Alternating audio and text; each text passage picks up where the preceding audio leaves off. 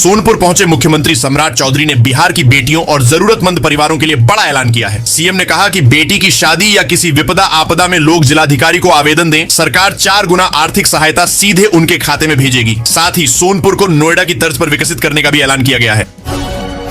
बिहार में भीषण गर्मी और लू को देखते हुए स्कूल, कोचिंग और आंगनबाड़ी केंद्रों के समय में बड़ा बदलाव किया गया है। जिला प्रशासन ने आदेश जारी कर कहा है कि 31 मई तक प्री स्कूल और आंगनबाड़ी सुबह 10:30 बजे तक, जबकि स्कूल और कोचिंग संस्थान 11:30 बजे तक ही संचालित होंगे, ताकि बच्चों को गर्मी से सुरक्षित रखा जा सके। पूर्व सांसद आनंद मोहन सिंह के बयान से बिहार की राजनीति में बड़ा भूचाल आ गया है। आनंद मोहन ने जनता दल यूनाइटेड पर टिकट बेचने, परिवारवाद और पार्टी को कमजोर करने के गंभीर आरोप लगाए। उन्होंने स्वास्थ्य मंत्री निशांत कुमार को लेकर भी विवादित टिप्पणी की, जिसके बाद जेडीयू में अंदरूनी खलबली तेज हो गई है। बिहार में मौसम एक बार फिर करवट लेने जा रहा है। राजधानी पटना समेत कई जिलों में जहां भीषण गर्मी और लू से लोग परेशान हैं, वहीं भागलपुर, पूर्णिया, सहरसा और दारभंगा समेत कई जिलों में मौसम विभाग ने तेज आंधी और बारिश का अलर्ट जारी किया है। लोगों और किसानों को सतर्क रहने की सलाह दी गई है। देश में पेट्रोल और डीजल की कीमतों में लगातार दूसरी बार बढ़ोतरी हुई है। अंतर्राष्ट्रीय बाजार में कच्चे तेल की बढ़ती कीमतों और पश्चिम एशिया में बढ़ते तनाव का असर अब आम जनता की जेब पर साफ दिखने लगा है। ईंधन महंगा होने से महंगाई बढ़ने की चिंता भी तेज हो गई है। मुख्यमंत्री सम्राट चौधरी ने भारत नेपाल सीमा सुरक्षा को लेकर उच्च स्तरीय बैठक की। उन्होंने अधिकारियों को सीमा पर नई तकनीक से निगरानी बढ़ाने और तस्करी समेत हर अनैतिक गतिविधि पर सख्त कार्रवाई करने का निर्देश दिया। सरकार ने साफ कहा है कि सीमा सुरक्षा में किसी तरह की लापरवाही बर्दाश्त नहीं की जाएगी। बिहार में नाबालिगों के वाहन चलाने पर अब सख्त कार्रवाई होगी। जून से परिवहन विभाग का स्पेशल अभियान शुरू होने जा रहा है। बिना लाइसेंस गाड़ी चलाते पकड़े जाने पर नाबालिगों के साथ अभिभावकों पर भी 25,000 रुपए तक जुर्माना और जेल की कार्रवाई हो सकती है। सड़क हादसे रोकने के लिए सरकार अब पूरी तरह एक्शन मोड में है। एलपीजी गैस सब्सिडी को लेकर सरकार ने नियम किए सख्त। अब केवल पात्र उपभोक्ताओं को ही मिलेगा सब्सिडी का लाभ। केवाईसी, आधार और बैंक लिंकिंग अनिवार्य कर दी गई है। निष्क्रिय और फर्जी गैस कनेक्शनों पर भी सरकार की नजर है, जबकि उज्ज्वला योजना के लाभार्थियों को पहले की तरह विशेष राहत मिलती रहेगी। समस्तीपुर में शिक्षा व्यवस्था पर बड़ा सवाल खड़ा हो गया है। जिले के 161 नवसृजित प्राथमिक विद्यालय आज भी बिना जमीन और भवन के चल रहे हैं। बच्चों की पढ़ाई प्रभावित ना हो, इसके लिए अब इन स्कूलों को पास के सरकारी विद्यालयों से संबद्ध किया जाएगा। शिक्षा विभाग का कहना है कि इससे बच्चों को बेहतर माहौल और सुविधाएं मिलेंगी, लेकिन सवाल यह है कि आखिर इतने सालों बाद भी इन स्कूलों को अपनी जमीन और भवन क्यों नहीं मिल। गया जिले से एक सनसनीखेज मामला सामने आया है। बाराचट्टी विधानसभा क्षेत्र की विधायक ज्योति देवी और उनके बॉडीगार्ड पर जानलेवा हमला किए जाने का आरोप लगा है। बताया जा रहा है कि 17 मई 2026 को दबंगों ने विधायक के साथ अभद्र व्यवहार किया, गाली गलौज की और जाति सूचक शब्दों का इस्तेमाल किया। इस घटना के बाद इलाके में तनाव का माहौल है। वहीं पुलिस मामले की जांच में जुट गई है। पटना से बड़ी खबर सामने आ रही है। मुख्यमंत्री सम्राट चौधरी की घोषणा के बाद सबका सम्मान जीवन आसान संकल्प के तहत पंचायतवार सहयोग शिविरों की शुरुआत कर दी गई है। अब हर महीने के पहले और तीसरे मंगलवार को राज्य भर में विशेष शिविर लगाए जाएंगे, जहां आम लोगों की प्रशासनिक और बुनियादी समस्याओं का तुरंत ऑन द स्पॉट समाधान किया जाएगा। सरकार का दावा है कि इससे जनता को सरकारी दफ्तरों के चक्कर नहीं लगाने पड़ेंगे। नरकटियागंज गोरखपुर रेलखंड पर रेलवे के दोहरीकरण कार्य को लेकर 20 मई से 9 जून तक मेगा ट्रैफिक ब्लॉक लिया गया है। इस दौरान कई पैसेंजर और स्पेशल ट्रेनों का परिचालन प्रभावित रहेगा। कुछ ट्रेनें रद्द रहेंगी, जबकि कई ट्रेनों को बदले हुए रूट से चलाया जाएगा। रेलवे ने यात्रियों से सफर से पहले ट्रेन का स्टेटस जरूर चेक करने की अपील की है। Central board of secondary education ने 12वीं के छात्रों के लिए बड़ा बदलाव किया है। अब छात्र घर बैठे अपनी जांची हुई उत्तर पुस्तिकाओं की स्कैन कॉपी ऑनलाइन मंगा सकेंगे। कॉपी देखने के बाद ही वे अंकों के सत्यापन या स्क्रूटनी के लिए आवेदन कर पाएंगे। बोर्ड ने साफ कहा है कि पुनर्मूल्यांकन में अंक घटने पर भी वही अंतिम माने जाएंगे और नई मार्कशीट जारी होगी। इस बार कॉपियों की जांच ऑन स्क्रीन मार्किंग तकनीक से की गई है। गया जिले के फतेहपुर में खरीफ मौसम को लेकर विशेष कृषि प्रशिक्षण कार्यक्रम आयोजित किया गया। चमरुचक जीविका केंद्र में महिलाओं को उन्नत खेती, पाली हाउस तकनीक, सब्जी नर्सरी प्रबंधन और नीरा उत्पादन की जानकारी दी गई। अधिकारियों ने कहा कि वैज्ञानिक तरीके से खेती और प्रमाणित बीजों के इस्तेमाल से किसानों की आमदनी बढ़ेगी और फसल की गुणवत्ता भी बेहतर होगी। बिहार के जमुई वन प्रक्षेत्र को राज्य का पहला प्राकृतिक हाथी गलियारा घोषित किया गया है। इससे हाथियों के सुरक्षित आवागमन का रास्ता आसान होगा। लेकिन दूसरी तरफ भोजन की कमी और बढ़ती मानव बस्तियों की वजह से मानव हाथी संघर्ष लगातार बढ़ रहा है। कई इलाकों में फसलों और संपत्ति को नुकसान पहुंचने से ग्रामीणों की चिंता भी बढ़ गई है। बिहार में शराब तस्करी के खिलाफ बड़ी कार्रवाई हुई है। मुजफ्फरपुर के हथौड़ी थाना पुलिस ने गुप्त सूचना के आधार पर भदईगाछी इलाके में छापेमारी कर 3,389 लीटर से ज्यादा अंग्रेजी शराब जब्त की है। इस दौरान एक कार, पिकअप और 2 कारों को भी पुलिस ने कब्जे में लिया है। फिलहाल पुलिस पूरे नेटवर्क की जांच में जुटी हुई है। बिहार की राजनीति में बयानबाजी तेज हो गई है। पूर्व सांसद आनंद मोहन सिंह के थैली वाले बयान पर ऊर्जा मंत्री शैलेश कुमार एलियस बुलो मंडल ने जोरदार पलटवार किया है। किशनगंज में मंत्री ने कहा कि आनंद मोहन का बयान पूरी तरह बेबुनियाद और राजनीति से प्रेरित है। उन्होंने कहा कि ऐसे बयान सिर्फ माहौल बिगाड़ने और राजनीतिक फायदा लेने के लिए दिए जा रहे हैं। जमुई से नौकरी से जुड़ी बड़ी खबर सामने आई है। कस्तूरबा गांधी बालिका विद्यालयों में अनुसेवक, रात्रि प्रहरी, मुख्य रसोइया और सहायक रसोइया समेत 18 पदों पर भर्ती के लिए दस्तावेज सत्यापन की तारीखें घोषित कर दी गई हैं। अभ्यर्थियों को तय तिथि पर सभी जरूरी दस्तावेजों के साथ उपस्थित होने का निर्देश दिया गया है। पटना हाई कोर्ट से जन स्वराज पार्टी के सूत्रधार प्रशांत किशोर को बड़ी राहत मिली है। कोर्ट ने कॉपीराइट उल्लंघन और धोखाधड़ी से जुड़ी एफआईआर को पूरी तरह रद्द कर दिया है। जस्टिस संदीप कुमार की एकल पीठ ने दोनों पक्षों की दलीलें सुनने के बाद यह फैसला सुनाया। इस आदेश के बाद प्रशांत किशोर समर्थकों में खुशी का माहौल है, जबकि विपक्ष के लिए इसे बड़ा झटका माना जा रहा है। बिहार के सभी नगर निकायों में सशक्त स्थायी समिति चुनाव की नई तारीखों का ऐलान कर दिया गया है। अब ये चुनाव 26 से 31 मई 2026 के बीच कराए जाएंगे। वार्ड पार्षदों द्वारा डीएम की निगरानी में होने वाले इस चुनाव से नगर निकायों में प्रशासनिक व्यवस्था मजबूत होने और शहरी विकास कार्यों में तेजी आने की उम्मीद जताई जा रही है। बिहार के लोगों के लिए राहत भरी खबर सामने आई है। विक्रमशिला सेतु के दोनों हिस्सों को 16 दिनों बाद बेली ब्रिज की मदद से जोड़ दिया गया है। जिलाधिकारी ने बताया कि 5 जून तक इस पुल पर छोटे वाहनों और पैदल यात्रियों का परिचालन शुरू हो जाएगा। इससे उत्तर बिहार की कनेक्टिविटी फिर से आसान होगी और लोगों को बड़ी राहत मिलेगी। बिहार के शेखपुरा से दिल दहला देने वाली खबर सामने आई है। कसार गांव के एक तालाब से 2 किशोरों के शव बोरी में बंद हालत में बरामद किए गए हैं। आशंका है कि दोनों की गला दबाकर हत्या की गई और पहचान छिपाने के लिए शवों पर तेजाब डाला गया। घटना के बाद इलाके में सनसनी फैल गई है। वहीं पुलिस पूरे मामले की जांच में जुट गई है। बिहार में आज कई बड़ी खबरें चर्चा में रहीं। 21 मई से जमीन रजिस्ट्री के नए नियम लागू होंगे। वहीं रेलवे में 11,000 से ज्यादा पदों पर भर्ती निकली है। सरकारी अस्पतालों में डॉक्टरों की बायोमेट्रिक हाजिरी अनिवार्य कर दी गई है। इसके साथ ही पटना के स्कूलों में गर्मी को लेकर नई गाइडलाइन जारी हुई है और मौसम विभाग ने अगले 3 दिनों के लिए आंधी, बारिश और लू का अलर्ट जारी किया है। सोनपुर पहुंचे बिहार के मुख्यमंत्री सम्राट चौधरी ने बेटियों की शादी को लेकर बड़ा ऐलान किया है। उन्होंने कहा कि अगर किसी परिवार को बेटी की शादी या किसी विपदा में आर्थिक दिक्कत होती है तो वे जिलाधिकारी को आवेदन दें। सरकार 4 गुना तक आर्थिक मदद उनके खाते में पहुंचाने का काम करेगी। साथ ही सोनपुर इलाके को नोएडा की तर्ज पर विकसित करने और बड़े इंफ्रास्ट्रक्चर प्रोजेक्ट शुरू करने की भी बात कही गई। पटना के मसौड़ी स्थित छाता गांव में 2 महीने पहले चोरी हुई अष्टधातु की राम, जानकी और लक्ष्मण की मूर्तियां आखिरकार बरामद हो गई हैं। ये मूर्तियां शाहबाद लखनऊ सीमा पर सड़क किनारे लावारिस हालत में मिली। सूचना मिलने के बाद पुलिस मौके पर पहुंची और मूर्तियों को कब्जे में लेकर मामले की जांच शुरू कर दी है। गया में विधायक ज्योति देवी के काफिले पर हुए हमले के बाद बिहार की राजनीति गर्मा गई है। केंद्रीय मंत्री जीतन राम मांझी के बेटे और मंत्री संतोष सुमान ने इस घटना को लेकर कड़ी प्रतिक्रिया दी है और तेजस्वी यादव को चेतावनी दी है। इस घटना के बाद सत्ता और विपक्ष के बीच आरोप प्रत्यारोप का दौर तेज हो गया है। बेगूसराय के मटिहानी में एक फर्जी सोशल मीडिया पोस्ट ने सियासी बवाल खड़ा कर दिया है। विधायक बोगो सिंह के नाम से पूर्व विधायक राजकुमार सिंह के खिलाफ आपत्तिजनक पोस्ट वायरल होने के बाद राजनीतिक माहौल गर्मा गया है। मामले को लेकर समर्थकों में नाराजगी है और जांच की मांग तेज हो गई है। बिहार में सहयोग शिविर की शुरुआत करते हुए सम्राट चौधरी ने प्रशासन को सख्त चेतावनी दी है।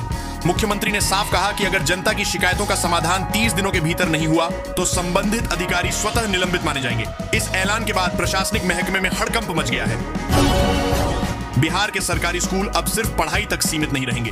शिक्षा मंत्री मिथिलेश तिवारी ने बड़ा ऐलान करते हुए कहा है कि स्कूल खत्म होने के बाद सरकारी स्कूलों में छात्रों के लिए कोचिंग क्लास चलाई जाएगी। खास बात यह है कि पढ़ाने वाले शिक्षकों को अलग से इंसेंटिव भी दिया जाएगा। पूर्णिया के सांसद पप्पू यादव को एक बार फिर Y+ सिक्योरिटी मिल गई है। पटना हाई कोर्ट ने बिहार सरकार के फैसले को पलटते हुए साफ कहा कि कानून और संविधान सर्वोपरि है, सरकार मनमर्जी से नहीं चल सकती। इस फैसले के बाद बिहार की राजनीति में हलचल तेज हो गई है। मधेपुर में भ्रष्टाचार के आरोप में बड़ी कार्रवाई हुई है। तत्कालीन प्रखंड शिक्षा पदाधिकारी मर्जीना खातून को टीसी पर हस्ताक्षर करने के बदले रिश्वत लेने के आरोप में निलंबित कर दिया गया है। मामले की शिकायत मिलने के बाद जांच की गई, जिसके बाद विभाग ने यह कार्रवाई की है। इस घटना के बाद शिक्षा विभाग में हड़कंप मचा हुआ है। बिहार की राजनीति में स्वास्थ्य मंत्री निशंत कुमार को लेकर बयानबाजी तेज हो गई है। जदयू ने राजद के हमलों का जवाब देते हुए कहा है कि निशंत कुमार की सादगी, मेहनत और समर्पण को बिहार की जनता अच्छी तरह देख रही है। पार्टी ने दावा किया कि विपक्ष बेवजह राजनीतिक आरोप लगाकर मुद्दों से ध्यान भटकाने की कोशिश कर रहा है। जहानाबाद में विकास को लेकर प्राधिकार की बैठक आयोजित की गई। बैठक के दौरान दरधा नदी में रिवर फ्रंट निर्माण की योजना पर सहमति बनी। शहर के दीर्घकालिक विकास को लेकर विभिन्न बिंदुओं पर विचार विमर्श किया गया। बैठक में विधायक राहुल कुमार के 8 अन्य जनप्रतिनिधि एवं जिला स्तरीय पदाधिकारी मौजूद रहे। बिहार में भ्रष्टाचार को लेकर एक बार फिर बड़ा मामला सामने आया है। बेगूसराय के खोदावंदपुर अंचल कार्यालय में जमीन के दाखिल खारिज के बदले 80,000 रुपए रिश्वत मांगने का आरोप लगा है। पीड़ित लालन कुमार ने आरोप लगाया है कि अंचलाधिकारी प्रीति कुमारी और कंप्यूटर ऑपरेटर रणजीत कुमार ने घूस नहीं देने पर उनका आवेदन खारिज कर दिया। मामले की शिकायत मुख्यमंत्री और वरिष्ठ अधिकारियों से की गई है। ऑनलाइन दवा बिक्री और नई दवा नीति के विरोध में बिहार समेत पूरे देश में केमिस्ट संगठनों ने 24 घंटे के बंद का ऐलान किया है। शनिवार रात से रविवार रात तक बिहार की करीब 40,000 और देश भर की 12,50,000 दवा दुकानें बंद रहेंगी। हालांकि मरीजों को राहत देते हुए आपातकालीन दवा सेवाएं और जरूरी मेडिकल सुविधाएं जारी रखने की बात कही गई है।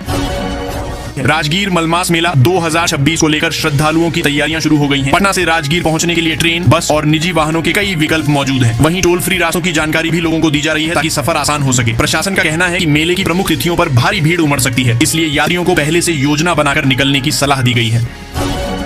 सिवान में बिहार पुलिस ने ऑपरेशन लंगड़ा के तहत बड़ी कार्रवाई करते हुए जामापुर ज्वेलरी लूटकांड के मुख्य आरोपी अंकित कुमार सिंह को एनकाउंटर में घायल कर दिया। पुलिस की गोली आरोपी के दोनों घुटनों को आर पार कर गई, जिसके बाद उसे इलाज के लिए पटना रेफर किया गया है। बिहार में त्रिस्तरीय पंचायत चुनाव 2026 की तैयारियां तेज हो गई हैं। पंचायती राज मंत्री दीपक प्रकाश ने बताया कि इस बार आरक्षण रोस्टर में बड़ा बदलाव होगा, जो जनसंख्या के आधार पर तय किया जाएगा। नए आरक्षण लागू होने से गांव की राजनीति का पूरा समीकरण बदल सकता है और कई नए चेहरे चुनावी मैदान में उतर सकते हैं। बिहार में डीबीटी योजना ने बनाया नया रिकॉर्ड। पिछले वित्तीय वर्ष में 49,622 करोड़ रुपए सीधे 17 करोड़ 37 लाख लाभार्थियों के खातों में भेजे गए। सरकार का दावा है कि इस व्यवस्था से बिचौलियों की भूमिका खत्म हुई है और योजनाओं में पारदर्शिता बढ़ी है। अब लोगों को सरकारी सहायता का पैसा सीधे उनके बैंक खाते में मिल रहा है। बिहार के सासाराम रेलवे स्टेशन पर उस वक्त अफरा तफरी मच गई जब सासाराम पटना पैसेंजर ट्रेन के एक खाली कोच में अचानक आग लग गई। मौके पर मौजूद रेल कर्मियों और फायर ब्रिगेड की टीम ने तेजी से कार्रवाई करते हुए आग पर काबू पा लिया। राहत की बात यह रही कि इस घटना में कोई हताहत नहीं हुआ। वहीं रेलवे ने मामले की जांच के लिए उच्च स्तरीय समिति का गठन कर दिया है। बिहार में गर्मी का सितम लगातार बढ़ता जा रहा है। राजधानी पटना समेत दक्षिण बिहार के कई जिलों में उमस भरी गर्मी और लू से लोग बेहाल हैं। पटना में इस सीजन में पहली बार तापमान 40.6 डिग्री सेल्सियस दर्ज किया गया है। मौसम विभाग ने लोगों को दोपहर में सावधानी बरतने और जरूरी होने पर ही घर से बाहर निकलने की सलाह दी है। नीट परीक्षा रद्द होने के बाद अब सियासत तेज हो गई है। राजद ने छात्रों की आत्महत्याओं के लिए केंद्र सरकार और एनटीए को जिम्मेदार ठहराया है। पार्टी का कहना है कि परीक्षा व्यवस्था में लगातार गड़बड़ी से छात्र मानसिक दबाव में है। वहीं राजद ने बिहार में नई सरकार के कार्यकाल में बढ़ते अपराधों को लेकर भी चिंता जताते हुए कानून व्यवस्था पर सवाल उठाए हैं। लखीसराय में बढ़िया कॉलेज घाट से रामपुर NH 80 तक बनने वाली 23.9 किलोमीटर सड़क परियोजना की रफ्तार अब तेज होगी। भूमि अधिग्रहण और मुआवजे के विवाद के कारण रुका काम जल्द शुरू कराने के लिए केंद्रीय मंत्री राजीव रंजन सिंह ने जिलाधिकारी को सख्त निर्देश दिए हैं। बाधा पहुंचाने वालों पर कार्रवाई और जरूरत पड़ने पर पुलिस बल तैनात कर सड़क निर्माण जल्द पूरा करने को कहा गया है। भीषण गर्मी को देखते हुए पटना के सरकारी स्कूलों में नए दिशा निर्देश जारी किए गए हैं। अब बच्चों को स्कूल में ग्लूकोज और नींबू पानी दिया जाएगा। वहीं समय समय पर पानी पीने के लिए अलग घंटी भी बजेगी। इसके साथ ही छात्रों को गर्मी से बचाव और सुरक्षा उपायों की जानकारी देने के लिए विशेष प्रशिक्षण भी कराया जाएगा, ताकि बच्चे सुरक्षित और स्वस्थ रह सके। बिहार में बीपीएससी TR4 को लेकर छात्रों का आंदोलन फिर तेज हो गया है। छात्र नेता खुशबू पाठक ने ऐलान किया है कि 20 मई को पटना कॉलेज से थाली क्रांति आंदोलन निकाला जाएगा। छात्रों की मांग है कि सरकार जल्द TR4 का नोटिफिकेशन जारी करे, नहीं तो आंदोलन जारी रहेगा।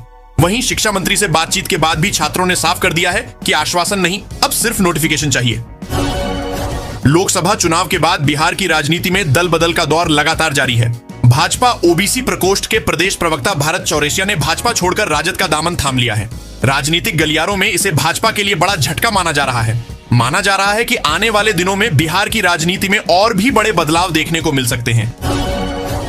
बिहार के अररिया जिले के पोठिया में दर्दनाक सड़क हादसा हुआ है। नेशनल हाईवे 27 पर तेज रफ्तार पिकअप वाहन की चपेट में आने से 10 वर्षीय बच्चे की मौके पर ही मौत हो गई।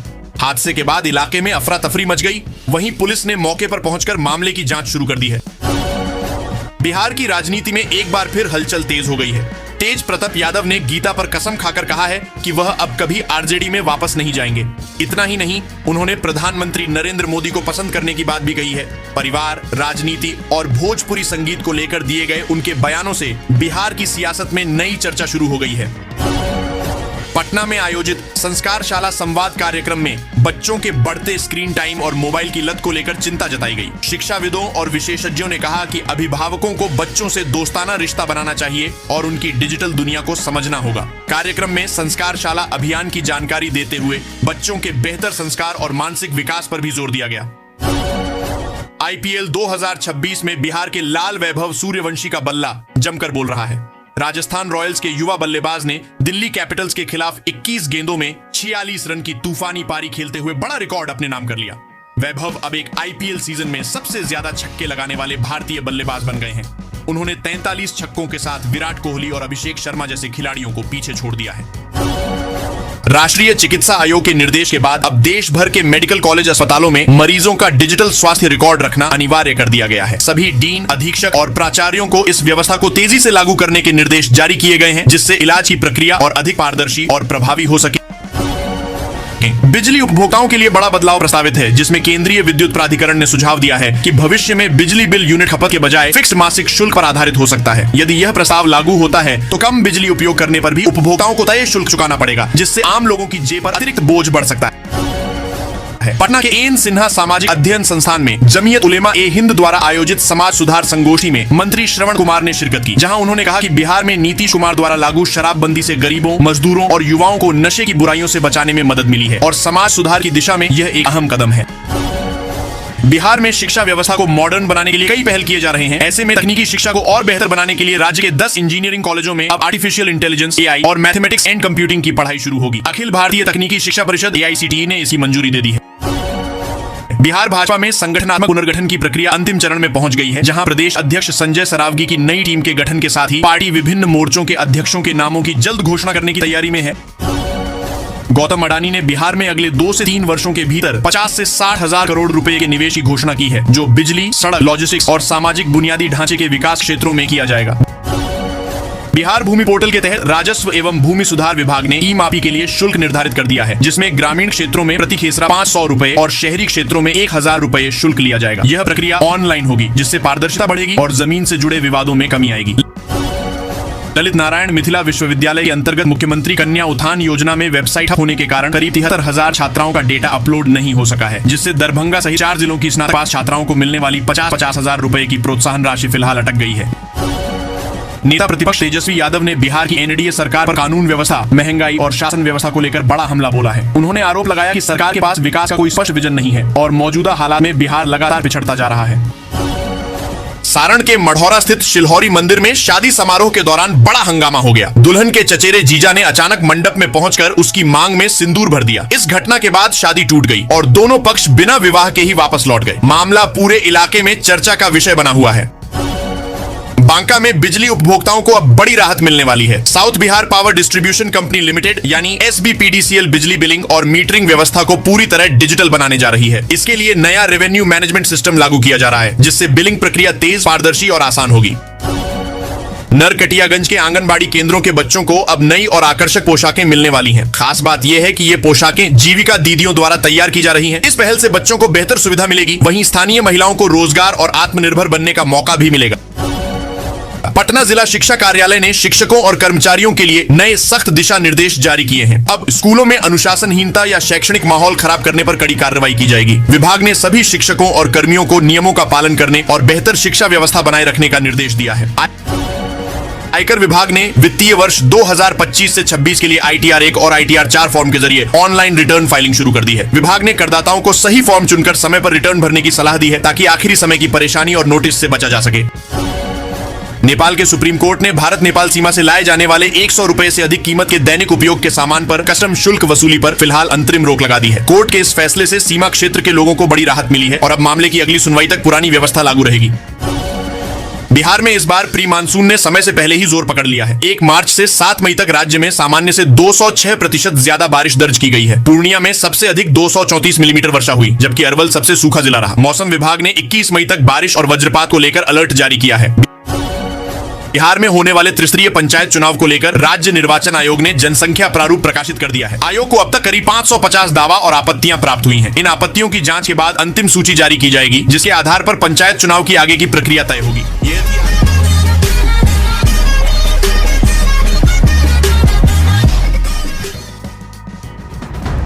आगे की न्यूज के लिए वीडियो को लाइक कीजिए और चैनल को सब्सक्राइब कीजिए।